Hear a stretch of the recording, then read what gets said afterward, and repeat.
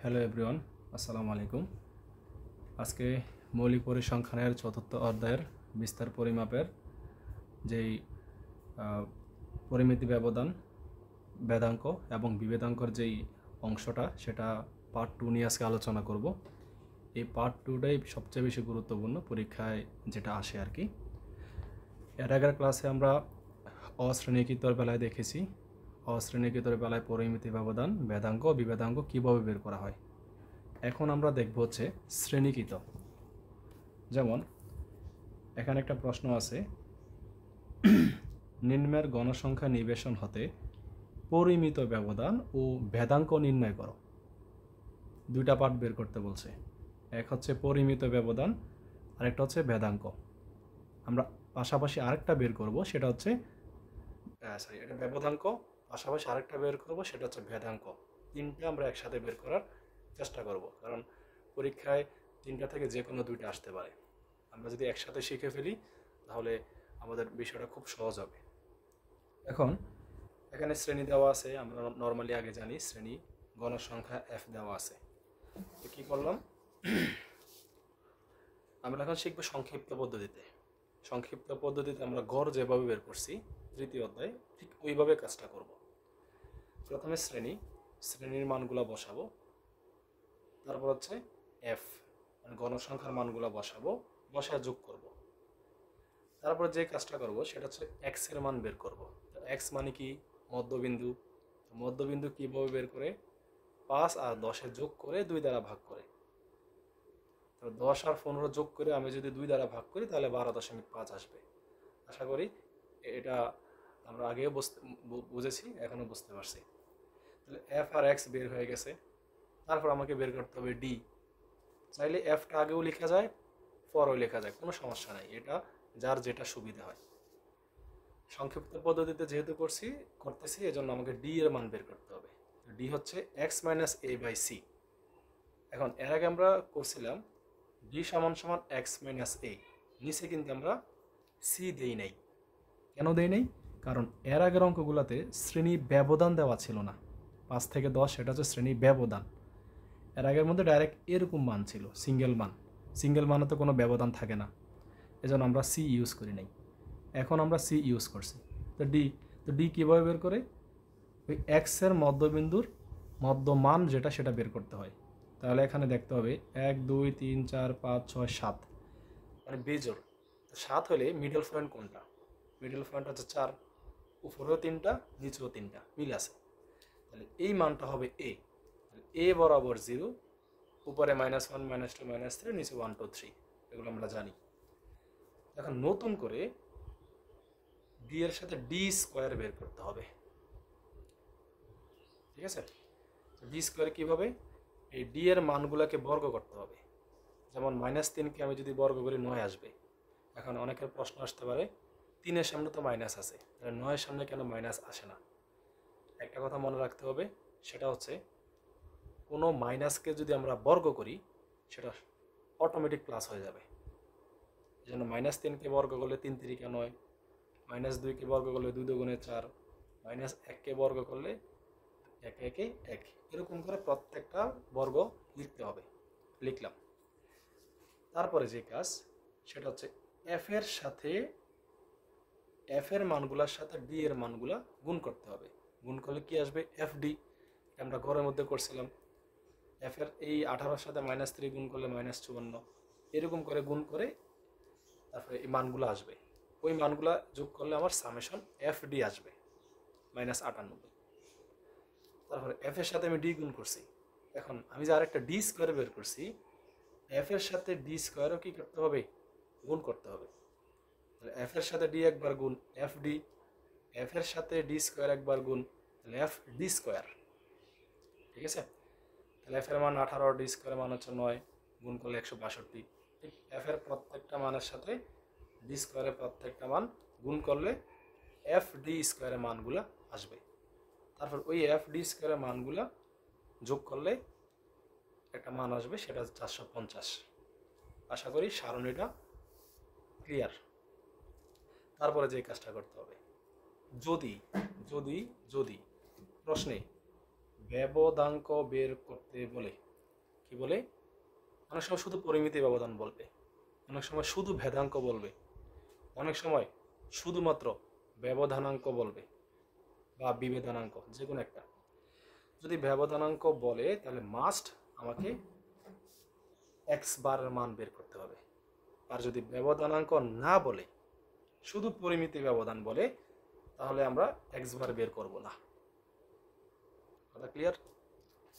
তাহলে আমরা x bar বের করব। তো এক্স বার কি, গড়ের সূত্র।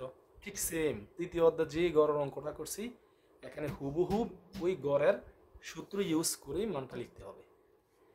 তো যেহেতু এটা সংক্ষিপ্ত পদ্ধতি, এজন্য এক্স বার সমান সমান A plus summation F D by N into H অথবা সি, যে কোনো একটা দিলেই হবে। এইচ দিয়েও শিখছি, সি দিয়েও শিখছি, কোনো সমস্যা নেই।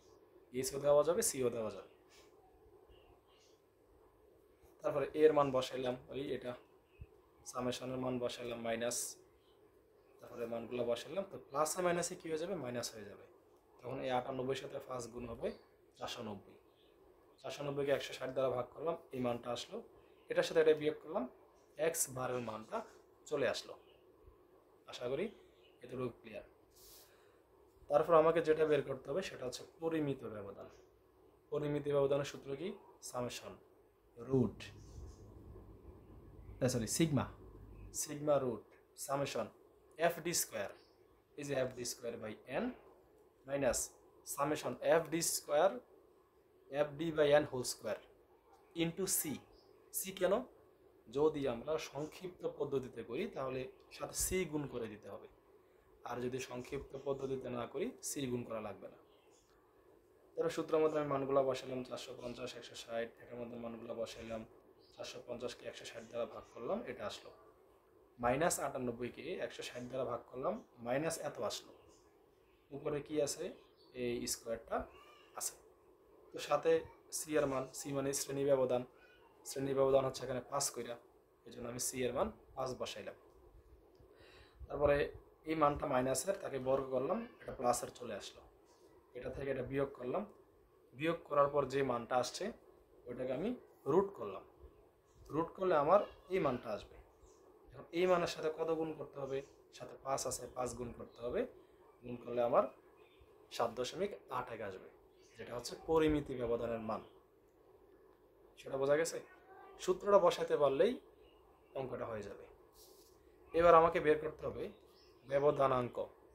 যদি ব্যবধানাঙ্ক বলে তাহলে এক্স বারের মান বের করতে হবে, যদি না বলে তাহলে এক্স বারের মান বের করা লাগবে না, ডাইরেক্ট পরিমিতি ব্যবধান করলেই হবে। যেহেতু এই প্রশ্নে ব্যবধানাঙ্ক বলছে তাই আমাকে এক্স বার বের করতে হবে, আমি করলাম। তো ব্যবধানাঙ্কের সূত্র হচ্ছে সিবি, এর আগের অধ্যায় অঙ্কগুলোতে করেছি, sigma by X bar into 100। এটা কখনো পরিবর্তন হবে না, ব্যবধানাঙ্ক সবসময় ফিক্সড। এবার যেই শ্রেণীকৃত হোক অথবা অশ্রেণীকৃত হোক, যেটাই হোক, ব্যবধানাঙ্কের সূত্র এটাই।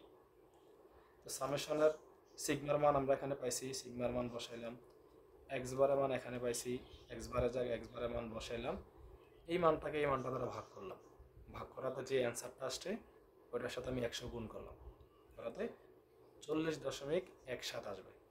আসার পর 7% দিয়ে দিতে হবে। এই হচ্ছে ব্যবধানাঙ্ক নির্ণয়।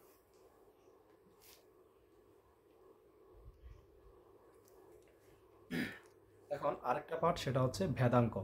তো আমরা জানি ভেদাঙ্ক হচ্ছে এই পরিমিতি ব্যবধানের সেম পার্ট। পরিমিতি ব্যবধানে ভিতরে আমি যে কাজটা করছি সেম কাজ, শুধু রুট হবে না। আমরা জানি ভেদাঙ্কের মধ্যে রুট হবে না, আর পরিমিতি ব্যবধানের মধ্যে রুট হবে। সেম সূত্র, পরিমিতি ব্যবধান শুধু সিগমা থাকবে, আর ভেদাঙ্ক হচ্ছে সিগমা স্কোয়ার হবে।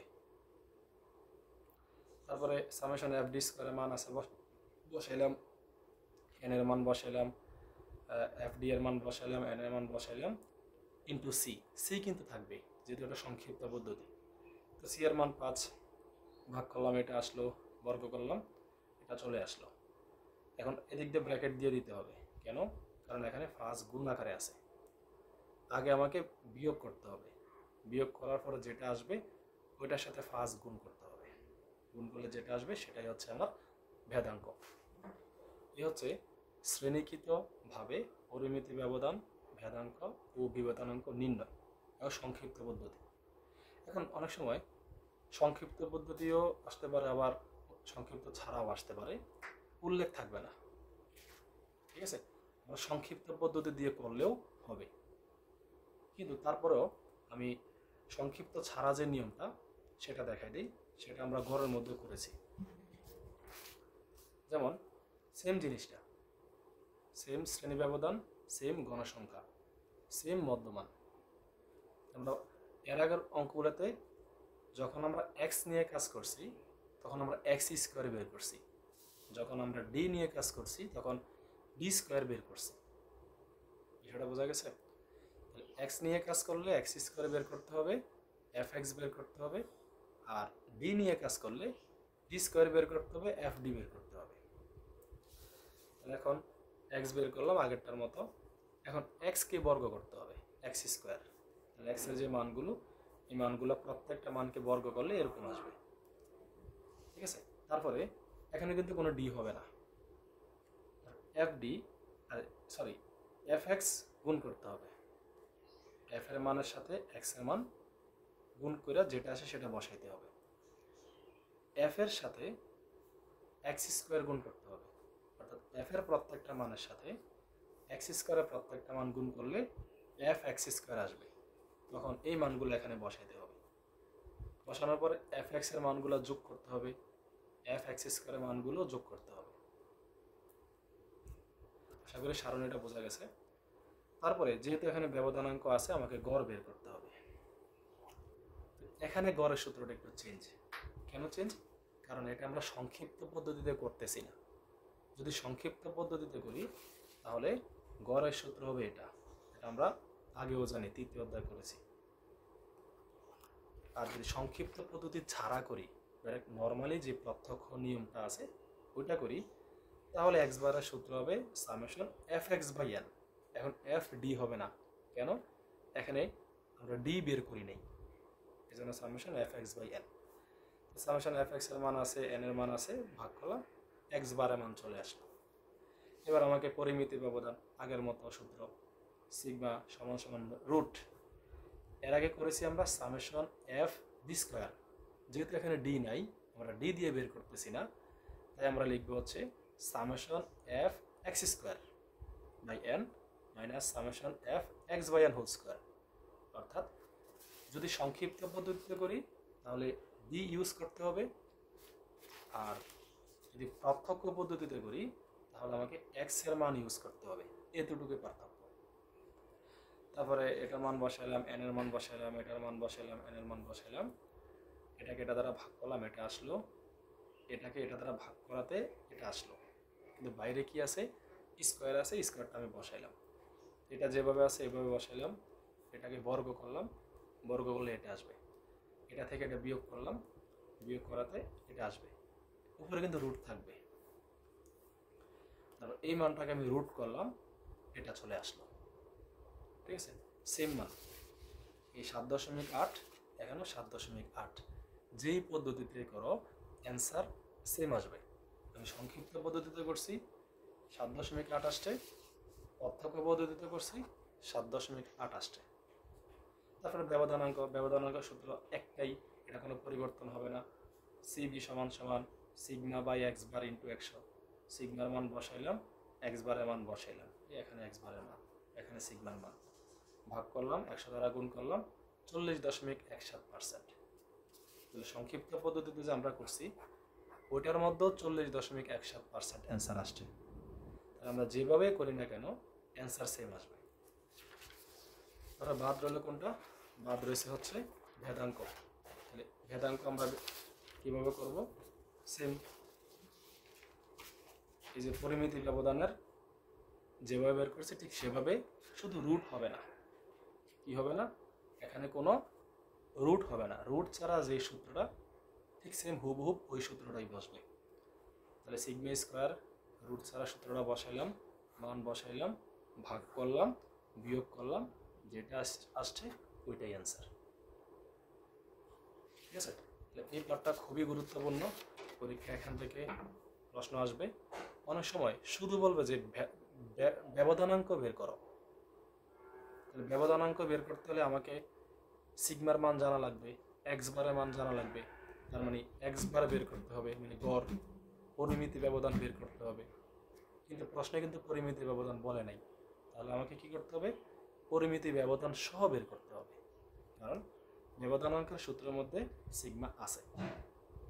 সেটা বোঝা গেছে? এই হচ্ছে প্রত্যক্ষ প্রত্যক্ষ এবং সংক্ষিপ্ত পদ্ধতিতে পরিমিতি ব্যবধান, ভেদাঙ্ক এবং বিভেদনাঙ্ক নির্ণয়। আশা করি তোমরা বুঝতে পারছো।